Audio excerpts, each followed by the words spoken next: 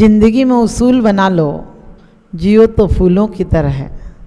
जिंदगी में उसूल बना लो कि जियो तो फूलों की तरह है और बिखरो तो खुशबू की तरह है।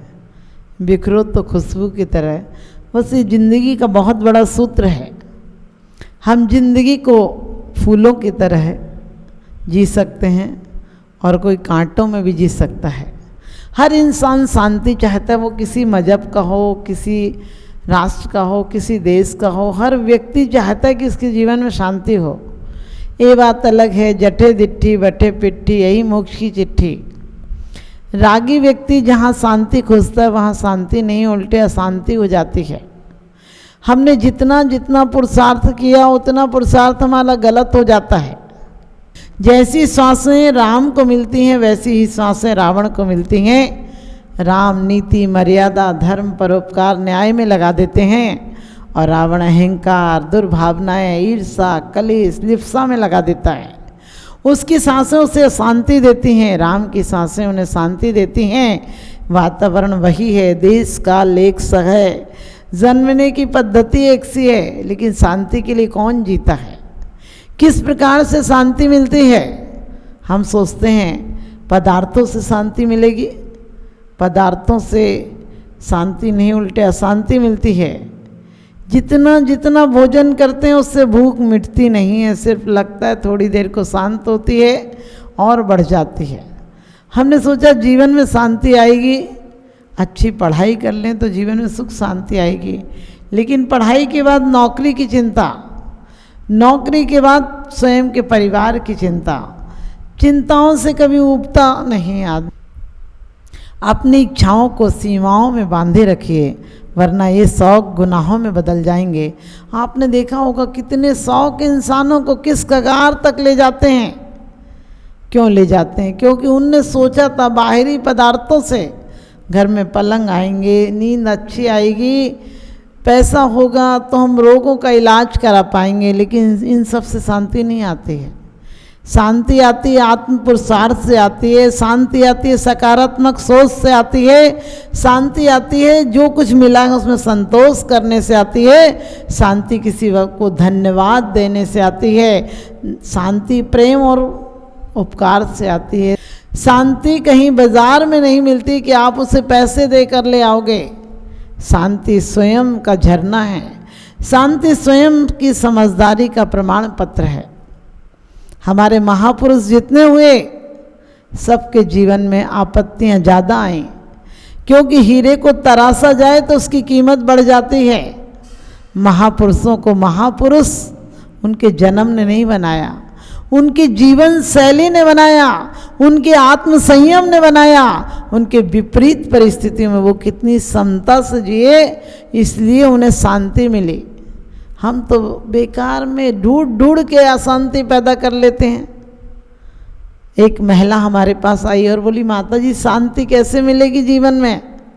हमने कहा क्या हुआ? मंदिर आया को बोली, मंदिर भी आती हूँ तब भी शांति नहीं रहती है। शिखर जी गई तब भी शांति नहीं मिली, महावीर जी गई तब भी शांति नहीं मिली, सोनागिर जी गई तब भी शांति नहीं मिली। अरे शांति कैसे मिलेगी? बोली बहू बच्चों से है, नाती पोतों से है, इनसे है, शरीर से है, सारी तो अशांति अशांति है। मैंने कहा, किसने कहा था तुमसे कि परिवार बसाओ? न पति होता न झगड़ा होता, तुमने परिवार बसाया है। अब अशांति पैदा तुमने खुद कर ली, बिना पूछे कर ली, हमारे से पूछने नहीं आई थी, अपने आप कर ली। अब शांति हमसे पूछने आई, हम शांति कहाँ से देंगे? जिस जगह से अशांति पैदा की है वहीं से शांति पैदा होगी। जिन पदार्थों की इच्छाओं ने तुम्हें अशांत किया है, तुम्हारी अपेक्षाओं ने, तुम्हें बहुत सारी अपेक्षाएं थी। आदमी आज देना नहीं जानता है, सिर्फ लेना जानता है। आदमी उपकार करना नहीं जानता, उपकार के नाम पर अपकार करता है और सोचते हैं लोग हमारा अनुग्रह माने। कैसे मानेंगे? चले अंदर कतरनी तो करे कि हाथ की माला। हमारी वासनाओं ने हमें बदनाम कर डाला। हमारे अंदर अशांति हमने खुद पैदा की है। हमने वो पदार्थ जुटाए हैं जिनसे अशांति ही पैदा होती है। हमने वो इच्छाएं की हैं जिनसे अशांति पैदा होती है। हम नाम शांतिनाथ की माला फेरें तो क्या होगा?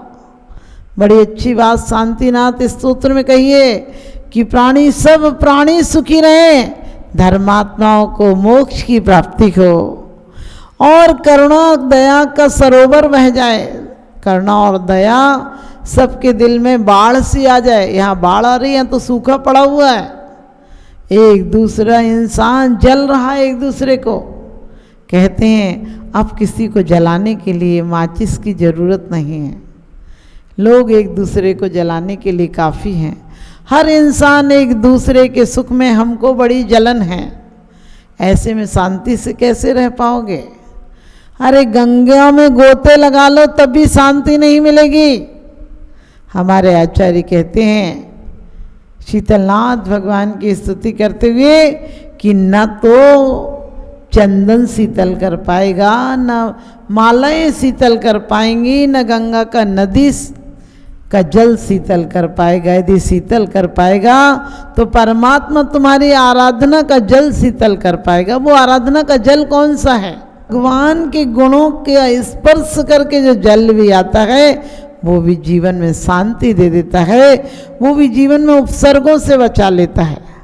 लेकिन हम जीवन में ऐसे हैं कि जगह जगह से अशांति ढूंढ लाते हैं। हम किसी के कपड़े देख लें तो अशांत हो जाते हैं, किसी की तारीफ सुन लें तो अशांत हो जाते हैं। सावन के अंधों को कछु न सुहाए, जिधर भी वे देखें हरा ही नजर आए। इसी प्रकार से हम हमेशा अशांति ढूंढ लेते हैं, अशांति खोज लेते हैं। हम तो शांति धारा में भी अशांति धारा का चालू कर देते हैं। कोई आपके आगे खड़ा हो जाए, कोई आपकी चौकी पर पूजा कर ले, कोई आपकी किताब को उठा ले, कोई आपके पास में बैठ जाए, बस तुम्हारी अशांति चालू हो जाती है। किसी को हंसता बोलता देख लो, बोले मेरे पे ऊपर हंस रहा होगा। अरे क्यों नहीं सोचते हो कि ज़िंदगी में सब लोग हंसी खुशी से रहें, जिंदगी में सब लोग आनंद से रहें। हमारे जीवन में यदि शांति होगी तो आपको पता, जिसका जीवन शांत है वो दूसरों को भी शांति का कारण बन जाता है। पार्श्वनाथ के अंदर जीवन में शांति थी तो कमठ जैसा अशांत भी शांत हो जाता है, और जिसके जीवन में शांत नहीं है वो मंदिर में आकर भी अशांत हो जाता है। हम कभी कभी ऐसे रास्ते निकाल लेते हैं, भगवान को धोखा देते हैं। एक पति बीमार पड़ा हुआ था और बार बार नारायण नारायण कह रहा था, तो लोगों ने सोचा कितना धर्मात्मा व्यक्ति आखिरी टाइम में भगवान का नाम ले रहा है। तो पत्नी ने बताया कि नहीं, हमको टाइम तो मिलता ही नहीं था इनको। मैं बहुत कहती थी कि नारायण का नाम लो, नारायण की माला फेरो, वही अंत समय में काम आएगा। तो इन्होंने एक नौकर का नाम ही नारायण रख लिया था, उसी को बुला रहे हैं। इन्हें आदत है बुलाने की। आप भी ध्यान रखना, आपके जीवन में भी यही हाल होगा कि आप परमात्मा को आखिरी टाइम में नहीं बुला पाएंगे, अपने नौकर को ही बुलाएंगे। क्योंकि जीवन में आपने नौकर को, नारायण को भी नौकर बना लिया है। आपने अपने जीवन में परमात्मा जैसे नाम को भी नौकर बना लिया, और भगवान से चाहते क्या इतना काम कर देना, तो तू सच्चा नहीं कर पाया तो तेरे अंदर मेरी आस्था नहीं, मैं मंदिर बदल दूंगा, भगवान बदल दूंगा, गुरु बदल दूंगा, शास्त्र बदल दूंगा। सच बताना, यदि आपसे कोई कह दे मोक्ष का रास्ता और दूसरा है तो तुम मंदिर आना भी छोड़ दोगे। मैं कहती हूँ शांति ही जीवन का लक्ष्य है। शांति नहीं तो करोड़ों के धन वाले भी रात को सो नहीं पाते हैं। एक राजा रात को सोया और अचानक उसे रात को खटपट की आवाज़ आई, क्योंकि जो बड़े आदमी होते हैं, जो सेठ लोग होते हैं, साहूकार होते हैं, राजा होते हैं, इनको ठीक से नींद नहीं आती। जरा सी आहट मिले, चूहा भी कूदे तो लगता है कोई चोर आ गया होगा। जरा सी आहट हो तो वो घबरा जाते हैं कि जरूर कुछ होगा। अचानक उन्होंने आवाज़ लगाई, कौन है? एक आवाज़ नहीं आई, फिर आवाज़ सी हुई, कुछ हलचल हुई, फिर राजा ने आवाज़ लगाई, कौन है? क्योंकि बड़े आदमी धनपतियों को नींद नहीं आती है, उन्होंने बहुत लोगों की नींद छीनी है। जिस संपत्ति को पाने के लिए वो शांति से कहाँ से सो पाएंगे। बहुत लोगों के जीवन में अशांति पैदा की है, इसलिए वो शांति से सो भी नहीं पाते। नींद की गोलियां खाकर भी उन्हें नींद नहीं आती है। तो राजा जाग रहा था, राजा ने फिर पूछा क्या हो गया, कौन है जरा देखना। एक आवाज़ आई, मैं हूँ, मेरा ऊँट खो गया है, आपके छप्पर पर ढूंढने आया हूँ। राजा ने कहा कि क्या ऊँट भी छप्पर पर मिलता है? अरे क्या खपरेल पर ऊँट मिलेगा? तेरा इतना बड़ा ऊँट क्या खपरेल में खो सकता है? उस भिखारी ने आवाज़ दी, कहने लगे तुम्हें भी महलों में शांति मिल सकती क्या? इतने लोगों का अमन चैन छीना है, इतने लोगों की शांति छीनी है, तब तुम्हें ये सुविधाएं जुटा पाए हो, तुम भी शांति से सो नहीं सकते हो। कहते हैं राजा सुबह उठा और वन के लिए चला गया, क्योंकि सोने वाले तो फुटपाथों पर कंकड़ों पर भी आराम से सो जाते हैं, और बेचैन रहने वाले महलों में भी बेचैन रहा करते हैं। जिंदगी महल और झोंपड़ी दोनों में जिया करती है। महलों में बेचैन इंसान रहता है और झोंपड़ियों में इंसानियत जिया करती है। झोंपड़ी में इंसानियत जिया करती है। आपने देखा कभी अमीर आदमी के बरामदे में कोई बरसात में खड़ा हो जाए तो अमीर ऊपर से नौकर को आवाज़ लगाता है, बरामदा गंदा हो जाएगा, इसे हटा दो। और गरीब आदमी झोंपड़े में भी कहता है बहुत जगह आ जाओ। हमारा दिल दरिया बनाना है, हमें बाहर की वस्तुओं से सुख नहीं ढूंढना है, हमें अपने आप को महापुरुषों का आचरण याद करना है। जंगलों में रहे, घास की रोटियां खाएं, लेकिन अपने जीवन में हिंसा को प्रोत्साहन नहीं दिया। आज लोग कहते हैं परमात्मा नहीं आता है, परमात्मा कैसे आएगा? नंदी का बैल मार डाला, गणेश का चूहा मार डाला, शंकर का सांप मार डाला, अब कहाँ से भगवान आएंगे? हमने भी पार्श्वनाथ के सर्प को मार डाला। आदमी में विष इस तरह से भर रहा है कि विषधरों का वंश भी अब डर रहा है। कल सुनेंगे आदमी के काटने से सर्प भी अब मर रहा है। सर्प जब मारता है, जब काटता है, जब आप उस पर पैर रख दें या छेड़ दें, लेकिन आदमी तो देख ले तो काट खाता है, नज़र से काट खाता है। एक जगह मैं महल देखने गई, वहाँ लोगों ने बताया कि यहाँ के राजा ने 5 शेर मार दिए थे, 5 शेरों का शिकार किया था। हमने कहा कितना कमज़ोर आदमी था। अरे शेरों का शिकार किया, हथियार से किया। यदि हिम्मत होती तो शेर का सामना हाथ से करता तो जरूर वो कोई पराक्रमी होता। निहत्थे जानवर को मार दिया, क्योंकि आदमी वास्तव में जानवर से बदतर हो गया। जानवर जब भूखा होता है तब मांस खाता है, जानवर जब भूखा होता है तब शिकार करता है, लेकिन आदमी ने शिकार को भी खेल का नाम दे दिया। अरे तुम्हारा खेल होता, उसकी जान चली जाती है, उसका परिवार नष्ट हो जाता है। उनका भी तुम्हारी तरह परिवार है, उनकी भी कामनाएं हैं, वो भी अपने बच्चों को प्यार करते हैं, लेकिन नहीं, अपनी शांति के लिए, अपनी सुख सुविधा के लिए दूसरों को हम मारने में भी नहीं हिचकते हैं। हमें कोशिश करना है कि हम सब जीवों को शांति दें, क्योंकि बड़ी अच्छी बात कही आचार्य ने कि जिस प्रकार से कोई आपको ऐसे ही नहीं चाहता है, संसार की तपन से, संसार की अशांति से लोग घबरा गए। अब आप शांतिनाथ भगवान की शरण चाहते हैं और भगवान उन्हें दे देना, कोठियों वालों को महल चौपारे संपत्ति उनको दे देना। हमें तो तुम्हारे चरणों का सानिध्य रहने देना। जब तक मुझे निर्वाण की प्राप्ति नहीं होती, एक वरदान मांगता हूँ कि आपके चरणों का सानिध्य देना। क्यों देना? क्योंकि ज्ञानी जानता है चरणों का सानिध्य होगा तो दुर्गति नहीं होगी, चरणों का सानिध्य होगा तो जीवन में अकाल मृत्यु नहीं होगी, रोग नहीं होंगे, शोक नहीं होंगे, और परिवार के जन लोग ठीक रहेंगे। जब तक जिएंगे तब तक हर भव अच्छा मिलेगा। इसलिए जीवन में यदि शांति चाहते हो तो निरंतर प्रत्येक क्षण अपने आप को ये मत सोचो कि क्या नहीं मिला है, ये सोचो इतना सुंदर जीवन मिला है, दोबारा नहीं मिलेगा। अपनी पारिवारिक जिम्मेदारियों को एक कहते हैं कर्तव्य की तरह करो, कर्ता की तरह नहीं करो, कर्म की तरह करो कि मेरी ड्यूटी है, करना है। कलेश करके मत करो। लोगों ने जीवन में अशांति खुद ढूंढ रखी है, जीवन को वेटिंग रूम बना रखा है। हमने बचपन से शांति पाने के लिए अशांति के सूत्र बच्चों को याद करा रखे हैं। कहते हैं इस जीवन में तो शांति नहीं है, ये जीवन तो बेकार है, ये जीवन तो निरर्थक है। अरे ये जीवन में से ही तो अर्थ उपलब्ध होगा, यही जीवन में से तुम्हें शांति मिलेगी। अशांति को बिलोना जानोगे, जिस प्रकार से समुद्र मंथन से जहर भी निकलता और अमृत भी निकलता है, निकालने वाले की पाने वाले की दृष्टि होना चाहिए। हम हमेशा सोचते हैं बेटी की शादी हो जाएगी फिर शांति हो जाएगी। अरे शांति होती है, बेटी की विदाई नहीं हो पाती, दूसरी विदाई की चिंता हो जाती है, और दूसरे की विदाई नहीं हो पाए उसके पहले सास कैसी है, ननद कैसी है, पति कैसा है, ये सब चिंताएं हो जाती हैं। बच्चा पैदा नहीं होता है तब तक आप अशांत रहते, बच्चा हो जाए, बच्चा हो जाए, बस और कोई कामना नहीं। बच्चा हो जाए फिर तुम शांत हो जाओगे क्या? और अशांति बढ़ जाएगी।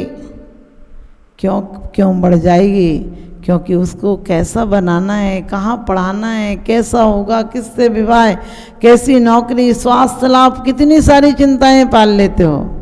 क्योंकि कहते हैं कोई पुत्र बिना नित रोवे, कोई पितृ बिना नित जूरे, कोई मरे तब रोवे, खोटी संतति ते दुख उपजे, क्यों प्राणी सुख सोवे, पुण्य उदय जिनके तिनके बिना ही सदा सुख साता, है जगवास यथारथ दिखे सब दिखे दुखदाता।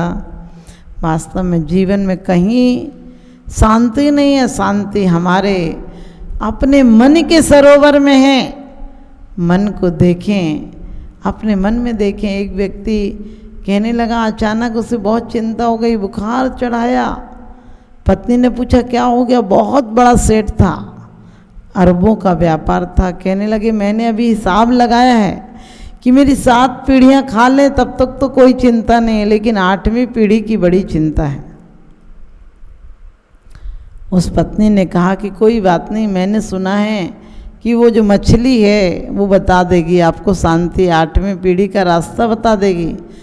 और कहते कुछ आटे की गोलियां लेकर जाओ उसके पास। और वो गया और कहने लगा मछली मैंने सुना है तू बता देगी मेरी 8वीं पीढ़ी कैसे सुखी रहेगी। उसने कहा बता दूंगी, लेकिन थोड़ा सा पानी ला के पिला दो, मैं प्यासी हूँ। उसने कहा पानी पिला दो? अरे तू तो पानी में रह रही है, क्या तुझे पानी पिला दूँ? कहते भी है, कहावत भी है, एक भजन भी है, मोहि सुन सुनिया वे हाँसी, पानी में मीन प्यासी। उस सेठ व्यक्ति ने भी कहा कि तू पानी मांगती, तू पानी में ही तो रहती है। तो वो कहने लगी कि तुम मुझसे शांति मांगने आए हो। अरे तुम शांति में रह सकते हो, तुम्हारी 8 पीढ़ियों 7 पीढ़ियों की चिंता है, तुम 8वीं पीढ़ी की चिंता क्यों कर रहे हो? अरे आनंद से जियो, 7 पीढ़ियां तो तुम देख नहीं पाओगे, तुम मर नहीं पाओगे कि उसके पहले तुम्हारे नाती पोता खड़े रहेंगे। तुम्हारी हालत उन नेताओं की तरह है, एक प्रधानमंत्री एक राष्ट्रपति मरता नहीं कि दूसरा उम्मीदवार बिल्कुल तैयार खड़ा रहता है कि ये जाए तो हम इसकी जगह आए। लोग श्रद्धांजलि में आंसू बहाते हैं, फूल चढ़ाते हैं, लेकिन अंदर से देखो क्या फूल खिल रहे होते हैं। अंदर में लगता है अच्छा हुआ मर गया, अब एक सीट खाली तो ही मैं ही उम्मीदवार बन जाऊं। ये हालत जिंदगी की है। इस जिंदगी में उम्मीदें मत लगाना। ये जिंदगी में उम्मीदें हमेशा अशांति पैदा करती हैं। जिंदगी में जो कुछ मिला है सब्र पैदा करना, भगवान को धन्यवाद देना, तुम्हारे जीवन में अभी शांति हो जाएगी। और जिस परिस्थिति में उसी में मौज मस्ती मनाओ। यदि सर्दी है तो दिन भर सर्दी मत करो, ये सोचो कि दिसंबर के महीने में मंसूरी घूमने गए हैं। यदि गरीबी है तो ये सोचो कि कोई बात नहीं, गरीबी है तो क्या हुआ, ये फकीरी का एक तजुर्बा है, फकीरी को जाने का अनुभव है, इसमें भी जीना जानेंगे। यदि कोई तुम्हें बुरा कह दे तो ये सोचकर कि बुरा कह दिया, इसने इतना बुरा किया है, मेरे अंदर कोई फर्क नहीं पड़ा है। तुम हर परिस्थितियों में मुस्कुराना सीख जाओगे, हर परिस्थितियों का समाधान स्वयं में खोजोगे, तो तुम्हारे जिंदगी में आज और अभी शांति आ जाएगी। वरना शांति किसी मंदिरों में नहीं मिलती है। एक शांति बाई नाम की एक महिला थी। उससे एक ने पूछा आपका नाम, बोली शांति बाई। दोबारा पूछा आपका नाम, बोले बोला ना शांति बाई। उस बहू ने तीसरी बार पूछा आपका नाम, बोले सुनाई नहीं पड़ता, बोला शांति बाई। और कहते हैं उस महिला ने 5-6 बार उससे पूछ लिया, वो झुंझला कर उसकी झुंझलाने की तीव्रता बढ़ती जा रही थी। और जब 7वीं बार महिला ने पूछा मैं भूल गई आपका नाम, उसने माथा फोड़ दिया। कहने लगी तू दिमाग खराब कर रही, ला बताऊं तेरे को, शांति बाई नाम है मेरा। और उसने माथे में लाठी दे मारी, माथा फूट गया। सामने वाली महिला ने कहा था मुझे लग रहा है आपका नाम शांति नहीं है, शांति बाई होना चाहिए। हमारी और आपकी भी यही हालत हो गई। हम दिन भर अशांत बने रहते हैं, जीवन भर अशांत बने रहते हैं। और अशांति किसी से नहीं आती, अशांति हम स्वयं पैदा करते हैं। हम लोगों से बहुत ज़्यादा अपेक्षा रखते हैं। अपेक्षा हटा देंगे तो आज अभी शांति मिल जाएगी। हम भौतिक पदार्थों से शांति नहीं चाहेंगे, हम अपने अध्यात्म की संपत्ति उत्पन्न करेंगे और उससे शांति पाएंगे। आप सबके जीवन में भी शांति आए। अभी जो इस टाइप का दौर चल रहा है, बीमारी का दौर चल रहा है, इसमें हर लोग सोचें कि जो घर में पड़ा है उसे मिलकर खाएंगे और बांट देंगे ज़रूरतमंदों को। हम जोड़ कर नहीं जाएंगे। लोग हमें मूर्ख नहीं बताएं, जोड़ने वाला जोड़ने में अशांत रहता है, जोड़ ले फिर चोरों की चिंता में अशांत रहता है, और मर जाए तो छोड़ने की चिंता में अशांत रहता है। हम उस हाथी की तरह नहीं करेंगे कि नहाना है इसलिए पहले कीचड़ में जाएंगे। हम कीचड़ में जाएंगे ही नहीं, हम जितने शुद्ध होकर आए हैं और शुद्ध होकर जाएंगे और शांत होकर जाएंगे। अपने जीवन को महा महोत्सव बनाएंगे, अपने जीवन को त्यौहार बनाएंगे, क्योंकि कहते हैं जिंदगी के कई राज अभी बाकी हैं, जिंदगी के कई राज अभी बाकी हैं, जिंदगी के साज अभी कई बाकी हैं। अभी तो नापी है हमने मुट्ठी भर, अभी तो सारा आसमान नापना बाकी है। अभी तो हमने सिर्फ बाहर देखा है, अभी तो शांति सरोवर में स्नान करना बाकी है। आप सभी शांति पाएं इन्हीं शुभ भावनाओं के साथ।